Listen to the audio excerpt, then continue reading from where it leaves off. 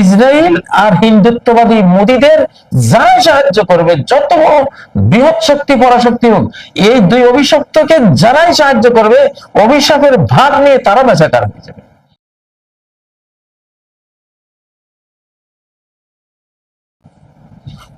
আসসালামু আলাইকুম ওয়া রাহমাতুল্লাহি ওয়া বারাকাতুহু। আলহামদুলিল্লাহি রাব্বিল আলামিন ওয়াসসালাতু ওয়াসসালামু আলা সাইয়্যিদিল মুরসালিন ওয়া আলা আলিহি ওয়া সাহবিহি আজমাইন, আম্মা বাদ। প্রিয় দর্শক শ্রোতা ভাই বোনেরা, ইসলাম প্রেমিক বাংলাদেশী বাংলা ভাষী বন্ধুরা, আশা করি আপনারা ভালো আছেন। যুদ্ধের ডামাডোলের ভেতরেও আলহামদুলিল্লাহ বলতেই হবে। বাঁচলে গাজী, মরলে শহীদ। চিন্তা কি? কোনো চিন্তাই তো নাই। রাজার হাতি বাঁচলেও লাখ টাকা, মরলেও লাখ টাকা। তো তিনটা কথা বাংলাদেশ সরকারকে এই তিনটা গুণ নিয়েই বিজয়ী হতে হবে। বিজয়ের এই তিনটা ধারা আমি বহুদিন বলেছি আপনাদেরকে। এক, ইসলামিক হতে হবে, অর্থাৎ ধর্মপ্রাণ হতে হবে। দুই, বাংলাদেশ প্রেমিক। বাংলাদেশি মানে বাংলাদেশ প্রেমিক। বাংলাদেশে বসে আমেরিকা প্রেমিক হলে হবে না, বাংলাদেশে বসে ভারত প্রেমিক হলে হবে না, বাংলাদেশ প্রেমিক হতে হবে। কারণ এই বাংলাদেশ আল্লাহ রহমত পেয়েছে। 2024 পরবর্তী এই শতাব্দীর প্রথম রহমতটা বাংলাদেশে নাজিল হয়েছে, আলহামদুলিল্লাহ।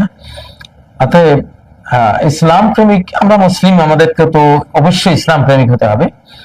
তাহলে সাফল্যের তিনটা মূল শর্ত এখন: ইসলাম প্রেমিক, ধর্মপ্রাণ; দুই, বাংলাদেশী অর্থাৎ বাংলাদেশ প্রেমিক; তিন, বাংলা ভাষা প্রেমিক, বাংলা ভাষী হতে হবে। আসলে মাতৃভাষা ছাড়া কোনো আদর্শ, কোনো উপদেশ কোনো জাতিকে দিয়ে লাভ নেই। সূরা ইব্রাহিমের 4 নম্বর আয়াতে আল্লাহ বলেছেন যে ওমা আরসালনা মির রাসূলিন ইল্লা বিলিসানি কওমি, যত রাসূল আমি পাঠিয়েছি মানব জাতির জন্য প্রত্যেককে তার স্বজাতির ভাষা, মাতৃভাষায় পাঠিয়েছি। লিবাইয়িনা লাহুম, যাতে করে মায়ের ভাষা দিয়েই রাসূলরা বয়ান দিতে পারে, স্পষ্ট বর্ণনা দিতে পারে। কারণ মাতৃভাষায় একটা জিনিস শুনলে ব্রেইনে প্রথম ছুটে সেটা মানুষ বুঝে। আমাকে পানি দাও, আমাকে ভাত দাও, এটা কোনো ব্রেইনে অন্য ভাষায় ট্রান্সলেট করে এটাকে বোঝাবার কোনো প্রয়োজন হয় না। কিন্তু আমি যদি আরবিতে বলি হাতে নীলমা, আমাকে পানি দাও, অথবা ইংরেজিতে বলি যে আমাকে ওয়াটার দাও, গিভ মি ওয়াটার, বা যে কোনো জিনিস আমি বলি, তখন এটা ব্রেইনে গিয়ে আগে মায়ের ভাষা ট্রান্সলেট হয়, পরে আমরা বুঝি। কিন্তু মায়ের ভাষা বললে সরাসরি বুঝে আসে, প্রথমবারে বুঝে আসে। অন্য ভাষা বললে দ্বিতীয়বারে সেটা ব্রেন বুঝে সময় লাগে। দোভাষী দিয়ে একটা জিনিস বুঝাতে গেলে যেমন কখনো প্রকৃতিটা বোঝানো যায় না, সে দশাটা হয়। এই জন্য বাংলা ভাষী, যেহেতু বর্তমান 2024 পরবর্তী বিশ্বে এশিয়া মহাদেশ এখন লিডিং পয়েন্টে থাকবে। এশিয়া মহাদেশ এখন নেতৃত্ব দেবে অন্য সকল মহাদেশের। এটাই নবীগণের মহাদেশ এবং হাসরের মাঠের মহাদেশ। সর্বশেষ যে নবী এসছেন এই মহাদেশে এসছেন। হাসরের ময়দান যে সামনে হবে সেটাও এই মহাদেশে। সর্বশেষ যে ইমাম মাহদী আসবেন এই মহাদেশে আসবেন। ঈসা আলাইহিস সালাম আসবেন, এখানে আসবেন। দাজ্জালের যুদ্ধ এখানেই হবে, সব এই মহাদেশ কেন্দ্রিক। আর বাংলা ভাষা এই মহাদেশের একটা অন্যতম ভাষা। অতএব বাংলা ভাষাকে গুরুত্ব দিতে হবে। আরবি, উর্দু, হিন্দি, বাংলা এশিয়া মহাদেশেরই ভাষা। চাইনিজ ভাষা এশিয়া মহাদেশের ভাষা। এইসব ভাষাই আগামী দিনে নেতৃত্ব দেবে ইনশাআল্লাহ। সেজন্য আমাদের সফলতার জন্য হলো ইসলামিক, বাংলাদেশি, বাংলা ভাষী, এই তিনটা মনে রাখবেন।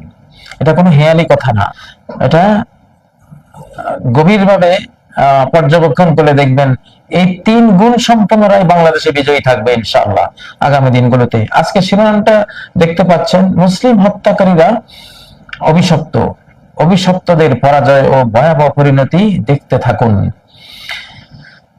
যেমনটা আমরা বলতেই ছিলাম, ইনশাআল্লাহ এখন দুর্বলরা বিজয়ী হবে। হীনবল করে রাখা হয়েছে তাদেরকে। বিশ্বের মোড়লরা, স্বার্থান্বেষী, কায়েমি স্বার্থবাদীরা,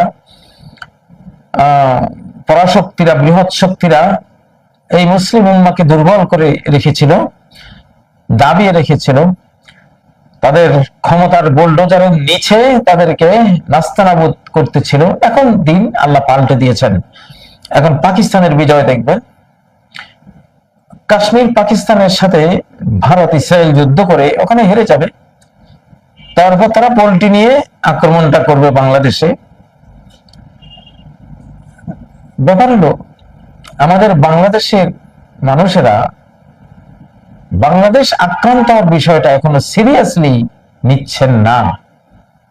এই সিরিয়াস ভাবে না নেওয়ার কারণে, গুরুত্ব সহকারে এই বিষয়টি না দেখার কারণে বাংলাদেশ যখন আক্রান্ত হবে তখন আক্রান্ত হওয়া থেকে কমপক্ষে 2 মাস লেগে যাবে তার উঠে দাঁড়ানোর জন্য, ভারতের বিরুদ্ধে তুর্কি বতর্কি যুদ্ধ করার জন্য। তাহলে 2 মাসে সে প্রচুর মার খেয়ে যাবে। 2 মাসে বহু কোটি মানুষ বাংলাদেশে মারা পড়বে বাংলাদেশের অবহেলার কারণে। উচিতটা ছিল এক্ষুনি পূর্ণ সামরিক প্রস্তুতিতে থেকে যাওয়া, একেবারে বিশেষ করে আকাশ প্রতিরক্ষা। একটা পাখি উড়লেও যাতে আমাদের রাডারকে সে অতিক্রম করতে না পারে। এখানে যে কোনো জিনিস, বিশ্বের সর্বশ্রেষ্ঠ আকাশ প্রতিরক্ষা ব্যবস্থা আমাদের চট্টগ্রামে থাকা উচিত। পার্বত্য চট্টগ্রাম, আপনারা জানেন গত একদিন আগের একটা শিরোনাম আমি দিয়েছিলাম যে এখানে দ্বিতীয় ইসরায়েল রাষ্ট্রের পরিকল্পনা চলছে। আরাকান আর্মি, এই যে আরাকান আর্মি বলছেন, আরাকান এটা আরবি শব্দ। আরাকান মানে হলো পিলার, পিলার্স। আর আরবি ভাষায় আরকানে দৌলত, আরকান উদ্দৌলা বা আরাকিন উদ্দৌলা, এটা বলা হয় রাষ্ট্রের যারা মন্ত্রীবর্গ, পর্ষদবর্গ, এদেরকে বলা হয় আরকান, আরাকিন, আরাকান। তো আরাকান আর্মি মূলত এটা ইসরায়েল আর্মি, ইসরায়েলের পক্ষী। এরা ইসরায়েলের পক্ষী। হঠাৎ করে কোত্থেকে আরাকান আর্মি এইভাবে ভয়ঙ্কর সব মারণাসে সজ্জিত হলো এবং তাদের বিজয়ের সিরিজ তৈরি হলো? পেছনে কারা আছে? ওই যে বার্মা অ্যাক্ট, ইসরায়েল অ্যাক্ট। আসলে বার্মা অ্যাক্টের মাধ্যমে জায়নিস্টরা জান্তা বাহিনীকেও ব্যবহার করেছে রোহিঙ্গা মুসলিমদেরকে খেদাবার জন্য। তারপরে তারাই তো ইসরায়েলের প্রক্সি হলো আরাকান আর্মি। আরাকান আর্মি দিয়েও সেই একই কাজ, রোহিঙ্গা মুসলিমদেরকে খেদাচ্ছে। মূলত ইসরায়েলের ইহুদি এবং মুশরিক এবং জায়নিস্টদের মূল টার্গেট হলো মুসলিমরা। মুসলিমরাই থাকে প্রতিবাদী, আবশ্যিক। তো এখানে তারা দ্বিতীয় ইসরায়েল রাষ্ট্র তৈরি করার জন্যই আরাকান আর্মিকে পেছন থেকে তারা অস্ত্র দিচ্ছে, ডলার দিচ্ছে, সব ধরনের সাপোর্ট তারা দিয়ে যাচ্ছে। দিন শেষে এটাই ইসরায়েলের প্রক্সি বাহিনী এবং এদের হাত রঞ্জিত হচ্ছে রোহিঙ্গা মুসলিমদের রক্তে। আগামী দিনে এই আরাকান আর্মির হাতে রঞ্জিত হবে বাংলাদেশের মুসলিমদের রক্তে। বাংলাদেশ খুবই সাবধান। আরাকান আর্মি, আচ্ছা আরাকান আর্মি তাদেরকে মানবিক করিডোর দেওয়ার জন্য জাতিসংঘ সহ সারা বিশ্বের মুরব্বীরা এখানে উঠে পড়ে লেগেছে। কারণটা কি? আরাকান আর্মিটা কি? এরা যদি ইসরায়েলের পক্ষী না হতো, জাতিসংঘ বা অন্য বিশ্ব মুরব্বীরা কোনো গুরুত্ব দিত না, কিন্তু এটা ইসরায়েলের পক্ষী। এখানেই ইসরায়েল দ্বিতীয় ইসরায়েল গঠনের জন্য যে পার্বত্য চট্টগ্রাম, আরাকানের একটা অংশ, মিজোরাম, মণিপুর, এরা এরা এরা সবাই শত্রু। বাংলাদেশেরও শত্রু, এরা আরাকানেরও শত্রু, এরা ভারতেরও শত্রু। এরা এই 3 দেশ ভেঙে এখানে দ্বিতীয় ইসরায়েল রাষ্ট্র, এই অভিশপ্ত এই জাতিটাকে এখানে আনতে চাচ্ছে, গোটা এই অঞ্চলটাকে অভিশাপে পুড়ে ছারখার করার জন্য। তো যাই হোক, দিন শেষে পাক ভারত যুদ্ধ কিন্তু গড়াবে বাংলাদেশ ভারত যুদ্ধে। বাংলাদেশ ভারত ইসরায়েল, ভারতকে চালাচ্ছে তো ইসরায়েল। তো এটা পাকিস্তানে নাটকটা ঘটানো হয়েছে কারণ সেখানে সন্ত্রাসের অনেক অভিযোগ দিয়ে তারা অনেক বিশ্ব মুরব্বীদের মন কাটতে পেরেছে, অনেক কিছু করতে পেরেছে। সেজন্য জঙ্গিবাদের নাটকটা সেখানে করেছে। বাংলাদেশে করলে এটা কেউ খাবে না, এটা কেউ বিশ্বাস করবে না, কিন্তু সেটা ঘুরিয়ে এনে ফেলা হবে এখানে। কারণ এদের মূল টার্গেট হলো মুসলিম নিধন। সে মুসলিম বাংলাদেশের হোক, পাকিস্তানের হোক, আর ফিলিস্তিন হোক, আর সেটা ইরাকের হোক, সেটা লিবিয়ার হোক, আফগানিস্তানের হোক, মুসলিম হলেই হলো। তো এই যে জঙ্গিবাদের নাটক, এখন ভারত কি বলছে, ওনারা এরাই তো জঙ্গি। মূলত জঙ্গি আর সন্ত্রাসী হলো ভারত আর ইসরায়েল এবং তাদের মুরব্বীরা। মূলত জঙ্গি সন্ত্রাসী তারাই জঙ্গি সন্ত্রাসবাদ করে, নাটক করে মুসলিমদেরকে হত্যা করে। দেখুন পাকিস্তানের মসজিদে তারা ক্ষেপণাস্ত্র ছুটছে। মোদি সাহেব, আপনি কতটা আপনি এখন কি বলবো, আপনারা এখন শান্তি বাহিনী, আপনারা না, কত বড় সন্ত্রাসী আপনারা কত বড় সন্ত্রাসী। নিজেরাই নিজের জাতি অন্য জাতির মানুষকে খুন করে সে খুনের দায় অন্যের উপরে চাপিয়ে আবার সেই অন্যদের অন্য কারা, পাকিস্তান মুসলিম একটা দেশ, সেখানে মসজিদে, সেখানে মাদ্রাসায় মারছেন, বলছেন কি আমরা জঙ্গিবাদীদের আস্তানায় আমরা আক্রমণ করেছি। একটু ধৈর্য ধরুন। জঙ্গিবাদী যে আপনারা, আলা ইন্নাহুম হুমুল মুফসিদুনা ওয়ালাকিন লা ইয়াশউরুন, আল্লাহ বলছেন এরা শান্তির পক্ষে, এই অশান্তি সৃষ্টিকারী হায়নারা, এরা দাবি করে, কত বড় জ্ঞান পাপী অভিশপ্ত, এরা দাবি করে যে এরা নাকি কিনা কয় শান্তির পক্ষে। আল্লাহ বলছেন আলা ইন্নাহুম হুমুল মুফসিদুনা, জেনে রাখো এরাই অশান্তি সৃষ্টিকারী, ফাসাদ সৃষ্টিকারী, অর্থাৎ সন্ত্রাসী, জঙ্গি সব হলো এরা। ওয়ালাকিন লা ইয়াশউরুন, কিন্তু এদের অনুভূতি নেই। এরা তো মনুষ্যত্ব হারিয়ে ফেলেছে, পশুত্ব হারিয়ে ফেলেছে। এদের অনুভূতি আসবে কোত্থেকে? সূরা আল বাকারার 12 নম্বর আয়াতে এটা বলছে।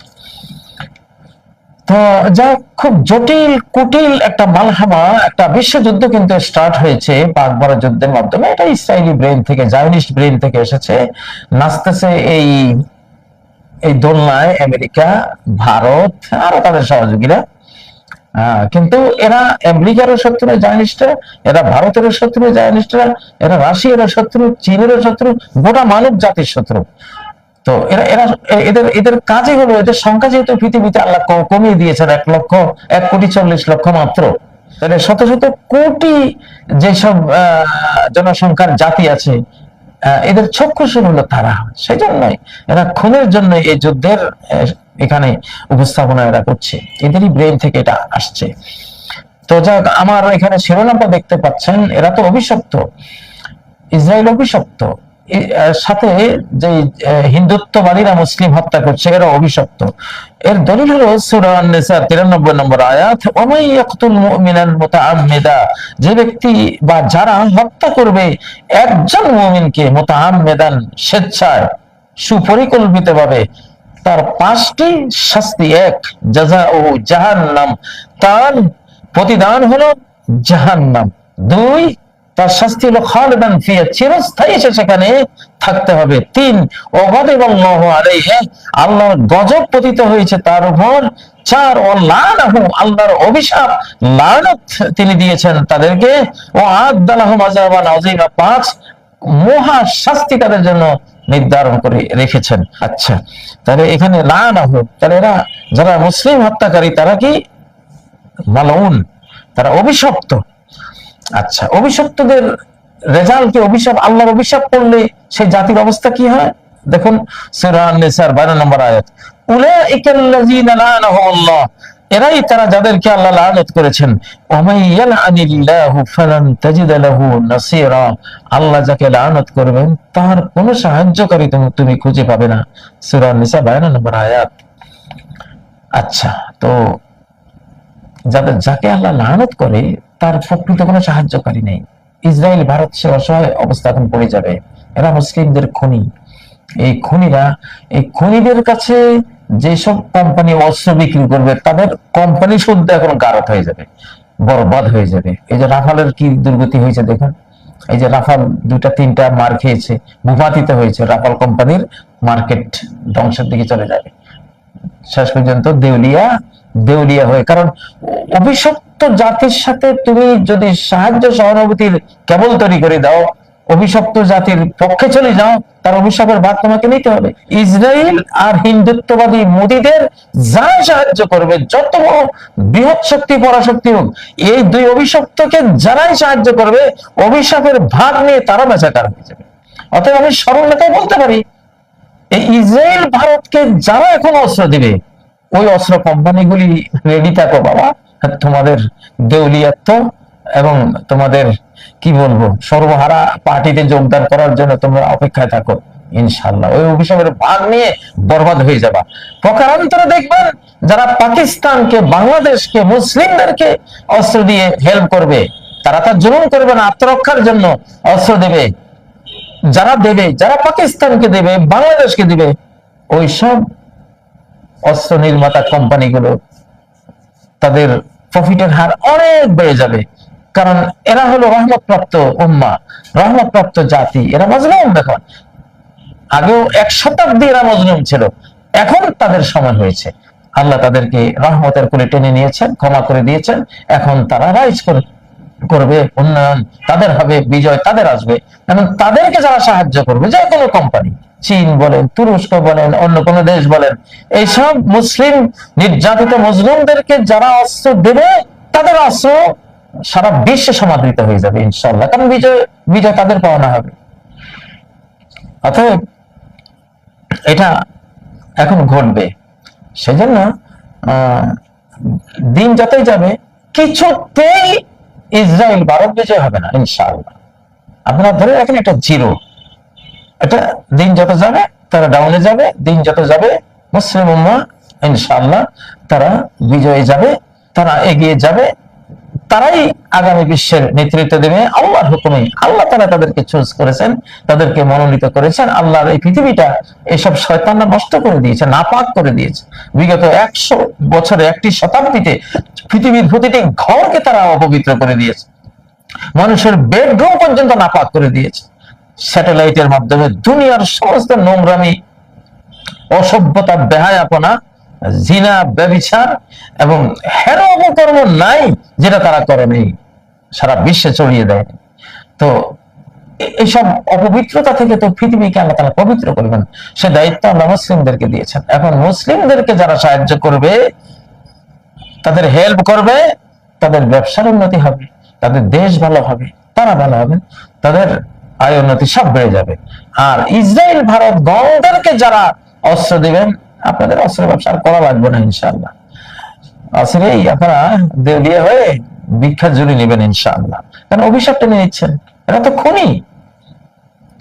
এরা এখন পাকিস্তান কাশ্মীরে একটা নাটক তারা জমিয়েছে, টার্গেট কিন্তু বাংলাদেশ। এই পার্বত্য চট্টগ্রাম সমগ্র এশিয়া মহাদেশের সবচেয়ে গুরুত্বপূর্ণ স্ট্র্যাটেজিক এরিয়া। এখানে বসামানি গোটা এশিয়া মহাদেশ তার হাতে, এটা এরা জানে, ভালো করে জানে। আর এই বাংলাদেশকে তো 200 বছর জোকের মতো চুষে খেয়েছে কারা? এই জায়নিস্টাই তো, রথচাইল্ড ফ্যামিলি। রথচাইল্ড ফ্যামিলি তো ইস্ট ইন্ডিয়া কোম্পানি।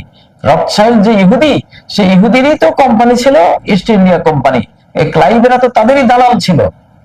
এবং ক্লাইভদের মাধ্যমে এই বাংলাদেশ দখলের পরেই যে গোটা বিশ্ব দখল করতে পেরেছিল জায়নিস্টরা, এটা ইতিহাসে জায়নিস্টরা জানে। এই বাংলাদেশে কি পরিমাণ মধু আছে, বাংলার মধু তারা আগে খেয়েছে 200 বছর, সেই মধুর লোভে এখন আবার আসছে। কিন্তু চান্দুরা, এইবার যে তোমরা মরবা, এইবার যে আর আগের বার না, এটা তো বুঝতেছো না। বলে রাখলাম আমরা, সামনে বুঝবা। মারতে তো আসবাই, আমরা জানি। আরাকান আর্মি তোমাদের proxy army, Israel proxy army, মানবিক করিডোর তোমরাই মানব, তাই না? তোমরাই তো মানব, আর তো কেউ মানব না। সারা কোরআনে তো এই যে সূরা আল জুমার মধ্যে কুলিয়া ইউহাল্লাযিনা আদু, বলো হে মুহাম্মদ ইহুদিদেরকে, ইহুদি জাতি, ইন কুনতুম আউলিয়া লিল্লাহি মিন দুনিন নাস, মানব জাতির মধ্যে কেউ আল্লাহর ওলি না, আল্লাহর প্রিয় না। তোমরাই কেবল আল্লাহর ওলি, আল্লাহর প্রিয় তোমাদের দাবি করো। তো এত যদি আল্লাহর বন্ধু হতে মৃত্যু কামনা করো, কারণ আল্লাহর বন্ধুরা তো মৃত্যু ইচ্ছা, মৃত্যু চাইলে তো সে আল্লাহর কাছে, প্রিয় বন্ধুর কাছে গিয়ে সে চিরসুখে সে সমাদৃত হবে। তো এরা যে নিজেদেরকে মানব মনে করে, মানবিক করিডোর মানে ইসরায়েলি করিডোর, একেবারে সোজা সাপটা তাফসীর ভাই। মানবিক করিডোর মানে ইসরায়েলি করিডোর, কারণ পৃথিবীতে মানব বলতে ওনারাই আছেন, ওনারাই মানব। আর আমরা সবাই দানব, আমরা সবাই হায়বার জানোয়ার। আর তো মানবিক করিডোর মানে ইসরায়েলের করিডোর, ইসরায়েলকে একটা করিডোর দাও। এখন ওনারা তো সবকিছু লুকিয়ে ঝাপসা করে রাখে। যে Burma act, Israeli act, Arakan army তো ইসরায়েলি আর্মি, এটা ইসরায়েলের প্রক্সি। ইসরায়েলের মানে সহায়তাই তারা ফুলে ফেপে উঠছে। বাংলাদেশকে কঠিন সতর্ক থাকতে হবে। আমরা কঠিন মার দেবো বেয়াদবি করলে, ইনশাআল্লাহ পারবে না এখন আমাদের সাথে পারার। ওদের ওদের সূর্য নাই, সূর্য আকাশে নাই, এখন ওদের সূর্য অস্ত গিয়েছে। হ্যাঁ, ইতিহাসের পরবর্তী কোনো ধাপে তারা একবার এই এই উপমহাদেশে তারা অনেক ফিতনা ফাসাদ করতে পারবে, বাকি কিছুদিনের জন্য দখলও করতে পারবে, সেটা আরো পরে। কিন্তু এবারে তাদের পরাজয় সুনিশ্চিত ইনশাআল্লাহ। বাংলাদেশের কোনো ভয় নেই, আরাকান আর্মিকে কোনো ভয় নেই, জান্তাকে কোনো ভয় নেই, এবং তাদেরকে হেল্প করতে যারা আসবে তাদেরও কোনো ভয় নেই। কারণ এদের সবাই এখন পতনের শতাব্দী শুরু হয়েছে, এরা পতনের দিকে যাবে। কারণ পতনের দিকে কেন যাবে? এখন মজলুম দুর্বলদের সাথে রব্বুল আলামিন যোগ দিয়েছেন। কাল্লা ইন্না মাইয়া রাব্বি সাইয়াহদিন। দুর্বল মুসা আলাইহিস সালাম যেমন বলেছেন, কোশ্চেন কেন নয়, আমার রব আমার সাথে আছে, তিনি আমাকে রাস্তা দেখাবেন। কিভাবে রাস্তা দেখিয়ে দিয়েছেন ইনশাআল্লাহ। এখন যে শতাব্দী 2024 পরবর্তী শতাব্দী শুরু হয়েছে, এটা মশা দিয়ে নমরুদ মারার শতাব্দী মনে করো। মশা দিয়ে এখন নমরুদ মারা হবে, মানে এইরকম দুর্বল দিয়ে এরকম সবলকে মারা হবে। এখন হলো মশা দিয়ে নমরুদ মারার শতাব্দী, আবাবিল দিয়ে আব্রাহা মারার শতাব্দী। এখন হলো দুর্বল 300-350 মুসার জাতি দিয়ে লক্ষ লক্ষ ফেরাউন বাহিনী মারার শতাব্দী। সেই শতাব্দী শুরু হয়েছে। অতএব বাংলাদেশের কোনো ভয় নেই। তবে বাংলাদেশ আমার কাছে মনে হচ্ছে যেন, যেটা আমরা বুঝতেছি, কোরআন হাতে নিলেই কিভাবে ধেয়ে আসতেছে বাংলাদেশের দিকে। টার্গেট বাংলাদেশ, ঘটনা ঘটানো হয়েছে ওইখানে, ওখানে জঙ্গিবাদের একটা তকমা দিতে পারলে, জঙ্গিবাদী প্রমাণ, জঙ্গিবাদী বলে মাঠে খাওয়াইতে পারলে যে উনি জঙ্গি, এরা জঙ্গি, বাস এদের আর তো বেঁচে থাকার অধিকার নাই, এদের কোনো ঘর বাড়িও থাকার অধিকার নাই, এদের কোনো জানাজারও কোনো অধিকার নাই, এদের কোনো মানুষ হিসাবে এদের পরিচয় দেওয়ার কোনো অধিকার নেই। এমন গৃহীত করবো ওরা ঢোল তবলা বাদ্য পিটিয়ে, মানে ওরা শেষ। অতএব ওইখানে যদি এই পচানোটা পচাতে পারে পাকিস্তানের মসজিদওয়ালাদেরকে, মাদ্রাসাওয়ালাদেরকে, আলিমওয়ালাদেরকে, যারা ভারত ট্রু মুসলিমদেরকে, তো সেটা বাংলাদেশে ওনারা প্রয়োগ করে দিবেন অনায়াসে। সেটাই চাচ্ছেন। চান্দুরা, তোমাদের সময় এখন নাই। এই যে শয়তানি বাদ দাও, যদি বাঁচতে চাও শয়তানি বাদ দাও, এমন মার খাবা, আল্লাহর মার অপেক্ষায় আছি। দুই চোখে আমিও দেখবো, তোমরাও দেখবো, বিশ্ববাসী দেখবে তোমাদের মার, তোমাদের হাঁকার। ইনশাআল্লাহ নাটক তো করেছো, ওগুলো সব জানি আমরা, এখন তোমরাও জানো। তোমাদের শয়তানি খবর তোমাদের নাই। তো যাই হোক, নসিহা দিলাম তোমাদেরকে, ভালো হয়ে যাও। আর এই শয়তানি, এই নাটক, এগুলি আর করো না। তোমাদের এখন ভালো হওয়া উচিত। যত ক্ষমতাই তোমাদের থাকুক, সৃষ্টিকর্তা আল্লাহ তাআলা এখন তোমাদের পক্ষে নাই, আমাদের পক্ষে, মজলুমদের পক্ষে, মুসলিমদের পক্ষে, যারাই কালেমা মুখে নেবে তাদের পক্ষে। অতএব লড়াই করবা কার বিরুদ্ধে? মহাশক্তিদের গোটা মহাবিশ্ব হলো মুসলিম, আল্লাহর অনুগত। তোমার কি ক্ষমতা আছে? কিচ্ছু নাই তোমার।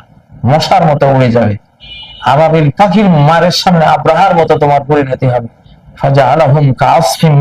তাদেরকে করে দিল কিসের মতো? চর্বিত ভুসির মতো। তো অতএব এইসব নাটক, এসব শয়তানি, এসব মিথ্যাচার ত্যাগ করো। আর ভারতের সাধারণ আমার মানব বন্ধুরা, হিন্দু হন, বৌদ্ধ হন, খ্রিস্টান হন, যেই হন না কেন, এসব যুদ্ধে আপনারা এইসব কুমতলবী সরকারকে সহায়তা দেবেন না। মানুষ মারার এসব যুদ্ধে আপনারা কারো হেল্প করবেন না। আপনারা ন্যায় নীতির পক্ষে থাকুন। আমরা মুসলিম, আপনারা হিন্দু, আমরা যুগ যুগ থেকে এই উপমহাদেশে আমরা বাস করছি। আমরা শান্তি প্রিয় জাতি। আপনারাও সাধারণ যারা আছেন শান্তি প্রিয়। সরকারকে বলুন, সরকার শুনবে না আমরা জানি, তারপরেও আপনারা বলুন যে এই যুদ্ধ থেকে নিজেরা দূরে থাকুন। এই যুদ্ধে আমরা সমর্থন দেব না। আল্লাহ আপনাদের তৌফিক দান করুন। সুবহানাকাল্লাহুম্মা ওয়া বিহামদিকা আশহাদু আল্লা ইলাহা ইল্লা আনতা আস্তাগফিরুকা ওয়া আতুবু ইলাইক। আসসালামু আলাইকুম ওয়া রাহমাতুল্লাহি ওয়া বারাকাতুহু।